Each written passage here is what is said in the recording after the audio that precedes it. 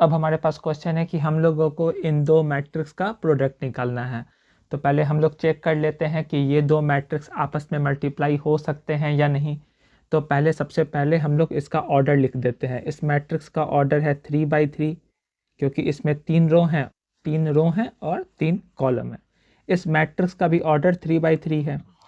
दो matrix multiply तभी होते हैं जब जो पहला मैट्रिक्स दिया हुआ है उसमें जितने कॉलम हैं वो इक्वल हो, जो दूसरा मैट्रिक्स दिया हुआ है उसमें जितने रो हों उनके।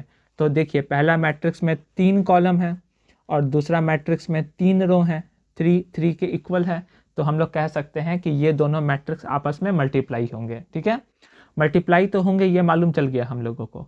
और मल्टीप्लाई होने के बाद जो मैट्रिक्स आएगा उसका ऑर्डर क्या होगा?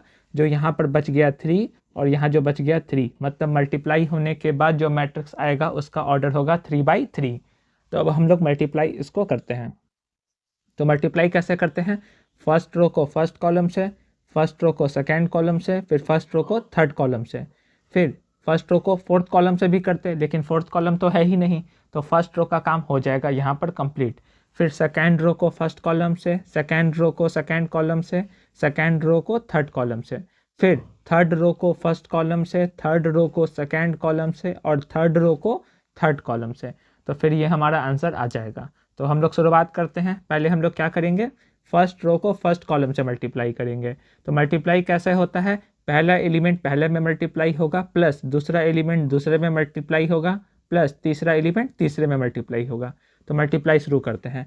2 × 1 plus 3 × 0 plus 4 × 3। First row first column से मल्टीप्लाई हो गया, फिर फर्स्ट रो सेकेंड कॉलम से मल्टीप्लाई होगा। तो पहला एलिमेंट पहले में मल्टीप्लाई होगा, यानी 2 × -3 प्लस ये वाला 3 × 2 प्लस ये वाला 4 × 0। फर्स्ट रो सेकेंड कॉलम से भी मल्टीप्लाई हो गया। अब फर्स्ट रो को हम लोग थर्ड कॉलम से मल्टीप्लाई करेंगे, यानी इसको इससे मल्टीप्लाई करेंगे। तो पहला वाला एलिमेंट पहले में मल्टीप्लाई होगा, 2 × 5 प्लस 3 × 4 प्लस 4 × 5। ये हो गया फर्स्ट रो थर्ड कॉलम से मल्टीप्लाई।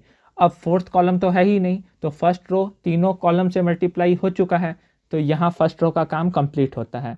ठीक है, अब हम लोग सेकेंड रो में आ जाएंगे। सेकेंड रो में तो सेकेंड रो को हम लोग मल्टीप्लाई करेंगे फर्स्ट कॉलम से।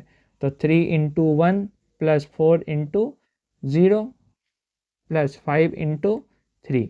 फिर सेकेंड रो को सेकेंड कॉलम से मल्टीप्लाई करेंगे, 3 × -3 प्लस 4 × 2 प्लस 5 × 0। फिर सेकेंड रो को थर्ड कॉलम से मल्टीप्लाई करेंगे, 3 × 5 प्लस 4 × 4 प्लस 5 × 5। अब सेकेंड रो तीनों कॉलम से मल्टीप्लाई हो गया।